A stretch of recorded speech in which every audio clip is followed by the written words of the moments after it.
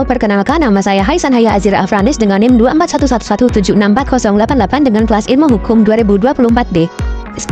Vatikan sebagai subjek hukum internasional. Apa sih yang dimaksud dengan Vatikan sebagai subjek hukum internasional? Pengertian dari Vatikan sebagai subjek hukum internasional.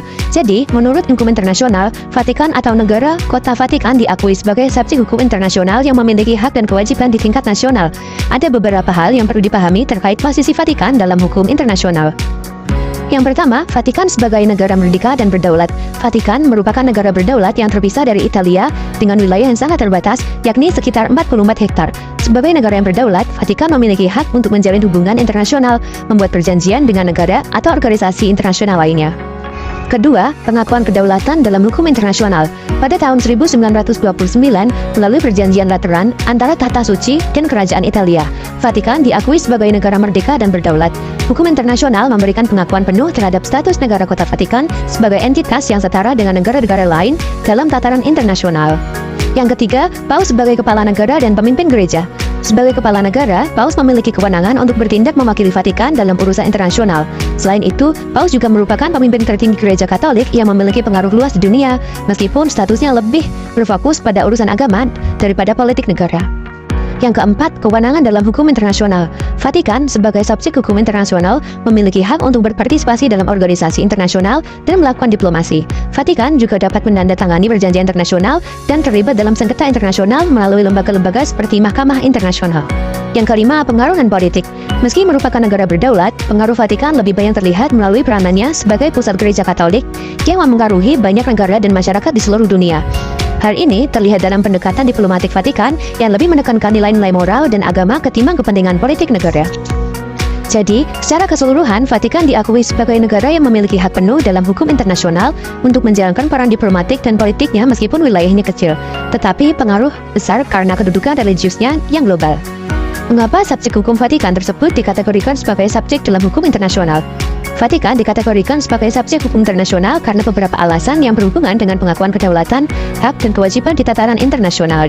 Antara lain, yang pertama, kedaulatan dan kemerdekaan negara. Vatikan diakui sebagai negara merdeka yang terpisah dari Italia, meskipun memiliki wilayah yang sangat kecil. Kedaulatan ini memberikan hak kepada Vatikan untuk menjalin hubungan dengan negara lain, melakukan diplomasi, dan menyepakati perjanjian internasional. Sebagai negara yang berdaulat, Vatikan memiliki kebebasan untuk mengatur domestik dan luar negeri berdasarkan hukum internasional. Yang kedua, pengakuan dalam hukum internasional. Vatikan memperoleh pengakuan resmi sebagai negara merdeka melalui perjanjian Lateran pada tahun 1929 dengan Italia. Perjanjian ini memberikan status sah bagi Vatikan dalam hukum internasional yang mencakup hak untuk memiliki perwakilan diplomatik, terlibat dalam organisasi internasional, dan membuat perjanjian internasional. Yang ketiga, kemampuan bertindak di dunia internasional. Sebagai subjek hukum internasional, Vatikan memiliki kemampuan untuk melakukan tindakan diplomatik, berpartisipasi dalam negosiasi internasional, dan terlibat dalam perjanjian atau forum nasional. Hal ini menunjukkan bahwa Vatikan lebih dari sekedar entitas agama, melainkan juga memiliki status hukum yang memungkinkan untuk berperan dalam hubungan internasional. Yang keempat, peran Paus sebagai kepala negara. Paus yang memimpin Vatikan memainkan peran penting dalam hubungan internasional. Sebagai kepala negara, Paus memiliki Vatikan dalam berbagai politik isu global, terutama yang berkaitan dengan politik, diplomasi, agama, dan hak asasi manusia yang semakin mengukuhkan posisi Vatikan sebagai subjek hukum internasional. Yang kelima, keanggotaan dalam organisasi internasional. Vatikan terlibat dalam berbagai organisasi internasional, meskipun tidak selalu menjadi anggota penuh dalam beberapa kasus, seperti di Perserikatan Bangsa-Bangsa. Vatikan memiliki status pengamat di banyak organisasi internasional dan berperan dalam mengangkat isu-isu kemanusiaan dan perdamaian dunia. Dengan demikian, Vatikan diakui sebagai subjek hukum internasional karena pengakuan atas kedaulatan dan kemerdekaannya, serta kemampuannya untuk berinteraksi dalam tataran internasional di berbagai bidang, baik itu bidang politik, diplomasi, maupun moral. Berikut contoh dari Vatikan sebagai subjek hukum internasional. Yang pertama, Perjanjian Lateran pada tahun 1929. Salah satu contoh penting adalah Perjanjian Lateran yang ditandatangani pada 11 Februari 1929 antara Tahta Suci dan Kerajaan Italia. Perjanjian ini mengakui kedaulatan penuh negara kota Vatikan sebagai negara merdeka dan berdaulat.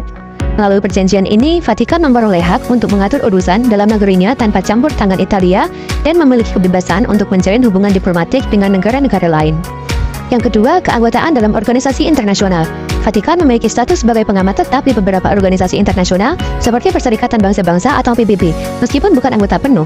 Sebagai pengamat, Vatikan dapat berpartisipasi dalam pertemuan, diskusi, serta memberikan pendapat atau usulan terkait isu-isu internasional, terutama yang berkaitan dengan hak asasi manusia, perdamaian, dan isu global.